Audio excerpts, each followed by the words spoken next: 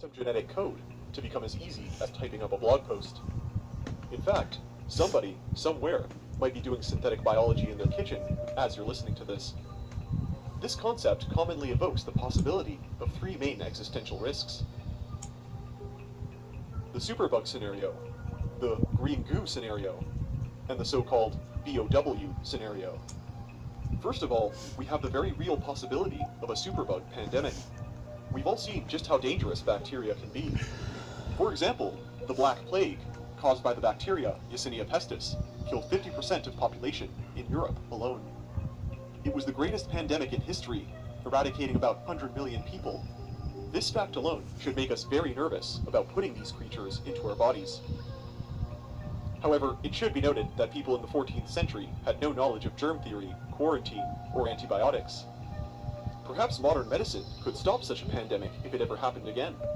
But can we really be sure? Luckily, if modern medicine doesn't work, we have a plan B. Scientists at the NASA Ames research facility have found a solution to this problem by locking the synthetic bacteria inside tiny nanomolecular cages. That way, the synthetic microbes can be tightly contained before we put them into people.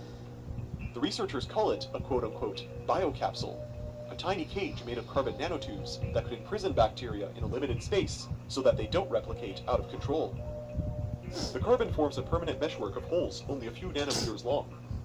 The holes are too small for the bacteria to escape, but still large enough for the therapeutic molecules they make to get to our cells. But of course, this idea isn't perfect, because evolution always has a way of getting around things. Life finds a way. For example, what happens if a single bacterium escapes the biocapsule and replicates out of control? Or worse, what if it escapes the laboratory and gets into the ecosystem? Not just it.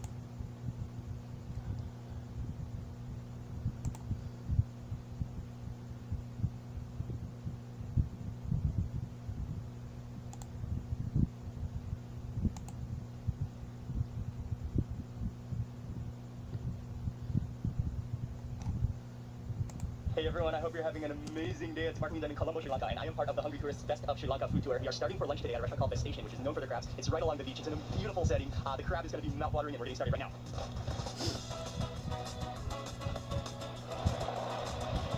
Lucky. So thanks so much for having us. And the restaurant is called The Station because it's right next to the railroad track, right? It's such a cool restaurant. It's on the beach. You have sand at your feet, and you have amazing views of the ocean, the breeze. Beautiful, beautiful place.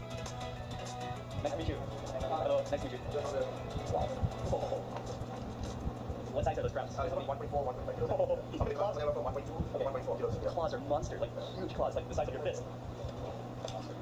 The chefs are getting started on the crab curry. These mud crabs are ginormous. Those claws, literally, if you make your fist, those claws are like twice the size of your fist. Wow. And then the meat in them is both male and female. They're just going to prepare, clean up the crabs first before they make it into the curry. Well, ready for the spices and ingredients that go in? He's going to get started on the Sri Lankan crab curry now. And first, oil is in, then garlic. Oh, the aroma of that garlic is unbelievable. And now he's about to toss it. I believe those are curry leaves. Curry leaves. Curry leaves, let's see. Green chilies and tomatoes go in, and you're just kind of sloshing that around. My mouth is already watering, and you haven't even added in most of the spices and the crab. So chili, cumin, and turmeric powder, and then black pepper, a small mountain of spices go in. Just kind of slosh that around and soaks up, absorbs that flavor. Oh man, that is a base of just powerful, beautiful flavor. So this recipe is actually your family. My grandmother to my mother. Southern family, all your family crabs. I want to put my face in there with the crabs. Now you're kind of stirring it and kind of shaking it at the same time, just to like coat the crab in that spice, that thick, rich spice, even aromaful. It is unbelievable. So you add in some water, and that kind of dilutes the spice paste. The spice is just going to fully saturate into the crab, into the meat, into the roe, into those claws, and all that flavor is going to just mingle into the crab meat. That's going to boil away for about 30 minutes or so, really bring out that flavor, and then coconut milk will be added. So they're also making a cuttlefish. What's the name of the dish? Hot butter cuttlefish. Hot butter cuttlefish. One of their signature dishes at the station too. We're going to prepare that next. Taste it right here? Alright, this is the famous hot butter cuttlefish. The fumes just went up my nose. We gotta taste that right now. Get it. Oh, yeah, baby. Oh, yeah, baby. The Sri Lankan Chinese influence dish. The harmony, the balance. It's like cuttlefish. So good. The full Hungry Tourist Sri Lanka tour is here now, and they're just bringing out some oysters as that crab curry is still brewing away. The raw oyster with some hot sauce. Oh, that hot dog has a fruity taste to it. Back in the kitchen again now, and they are making another kind of oyster, baked oyster with cheese and what else is in here? And chili. Okay. Oh. And the garlic in there. The garlic too. Yeah. Really good. Fresh water. Yeah, black pepper. Let me serve you. River prawns, stir fried in black pepper sauce. Smell that black pepper here. Oh, thank you, man. The size of that head. Oh,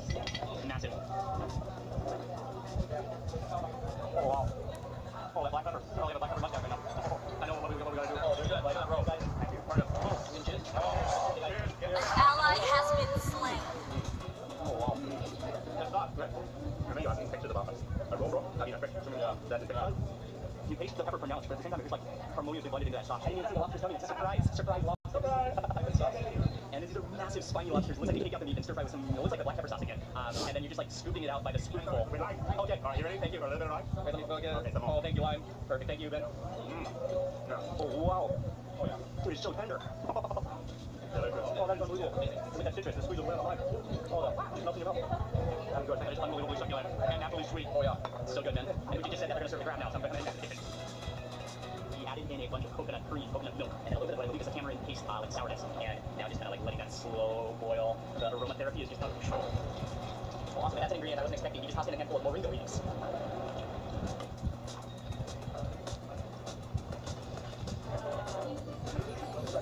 How is it? This is unbelievable. Awesome. The size of that claw. It's massive. Actually, this is anybody wants extra spicy? Come to Papa. Okay, let's go Bob. Let's go Bob. Thank you. Give him some. Cheers, dude. Crab. Oh, look. Oh, look. Spicy crab first, literally the entire plate. The claw takes up the entire plate. It goes, if you were to spread this out, it would cover the entire plate. Oh, the claw just fell apart. I'm sure you can catch a ball with this claw. It is huge, and the meat in there, just, you smell all the spices, you smell the curry leaves. I'm gonna see if I can just handle this. Next minute, just suck the meat from the top.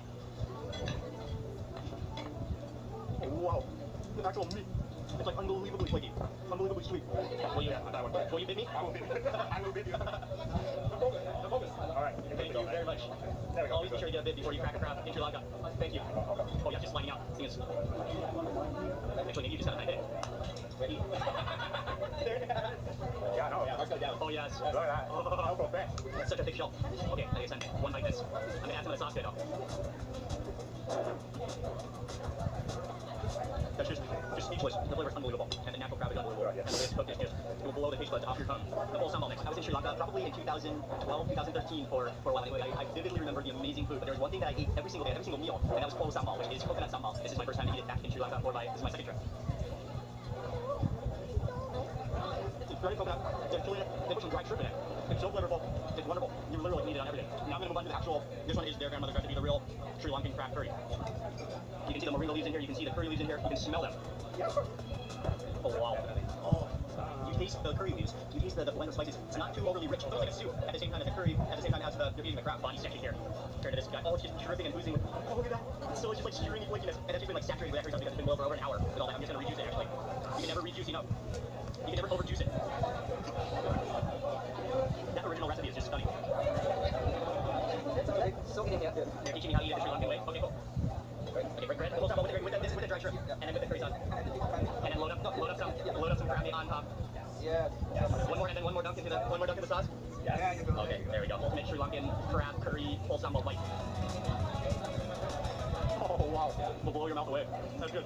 Unbelievable flavor. The curry, the bread coconut, you got that crunch. The like crab that's just saturated with the curry sauce, and it's so like tender that it just strings apart in your mouth. Yes, oh, thank you very much. Service. Thank you very much. Wow, what a stunning meal. I think the station is really the first place that every tourist that comes to Sri Lanka has to go to. Because here, they open the door for Sri Lanka love. Here they make you feel welcome, and here they give you the pure flavors of Sri Lanka. Thank you so much, man. It was amazing. Thank you. Thank you so much.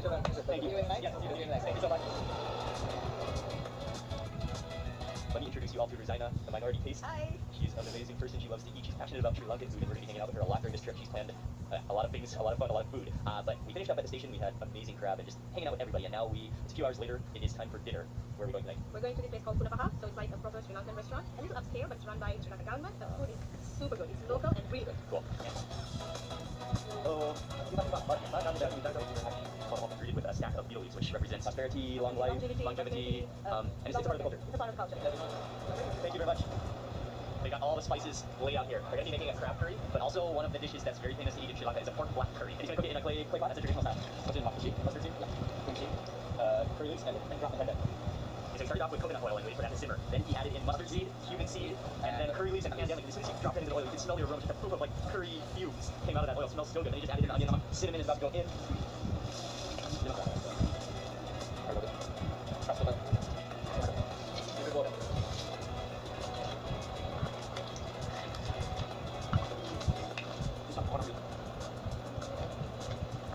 Now it simmers.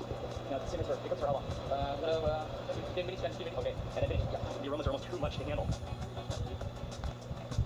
Chef is now offering me a taste test. Wow. Yeah. It's incredible. That's spicy. Good. Very good. Malunggay. And into the crab curry, that is a stunning dish. The coconut milk is so thick, so rich, so much spice in there. Now we're gonna start with pork curry, pork black curry. So that's just been roasted curry butter. Come here. See, first with the pork, then you mix in the spices, the curry powder, the roasted curry powder, which is just curry powder that's been roasted in a pan, and now he's just heating up some coconut oil that's gonna be fried. Cardamom. But one of the key differences is that he added cardamom butter for the crush, and now he is adding in some green chilies. All that aroma. So then the spices that you mix with the pork, that's just for the marinade. But even all the spices go into the sauce as well. The layers, the depth, the complexity of spice on those two layers. That curry's gonna cook for about 20 more minutes. Just simmer away, let that pork mingle into the spices and the fat melt into the sauce. Oh, wow, total different taste because of that smoked out roasted curry powder. Amazing. Very good. And you taste all the spices and then you taste like a tomatoey undertone of it. Okay, the dishes are ready. The entire group is here. We're going out to start eating.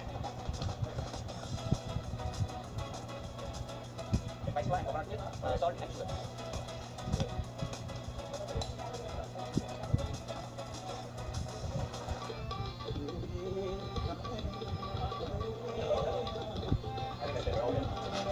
Well, these but just for our group, so they sent out all the this very convenient.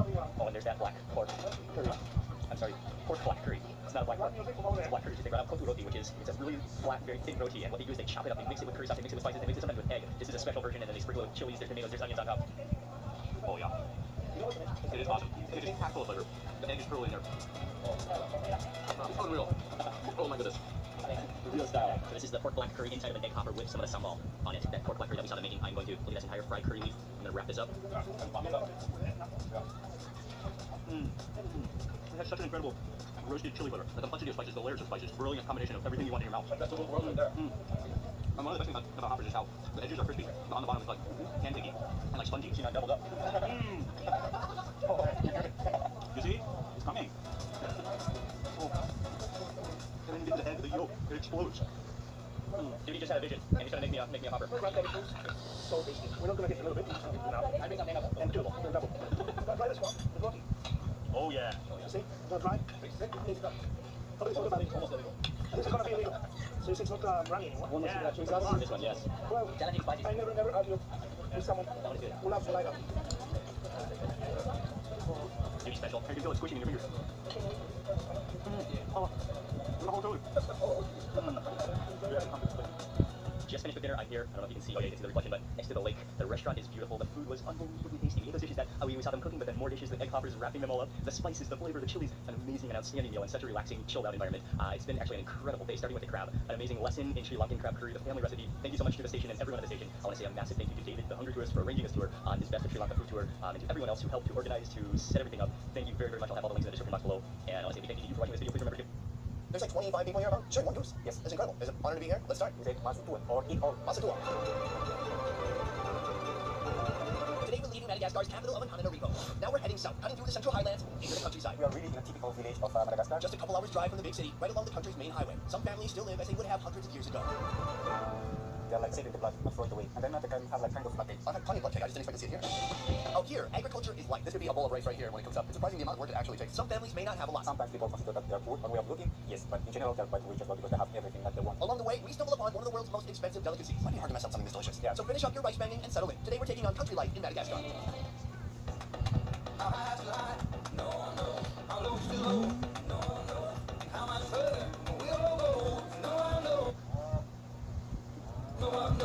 Today we're road tripping Madagascar style, heading southbound from the capital. Fewer houses, more fields, and locals eating rice. Hang on, this man back here has a whip.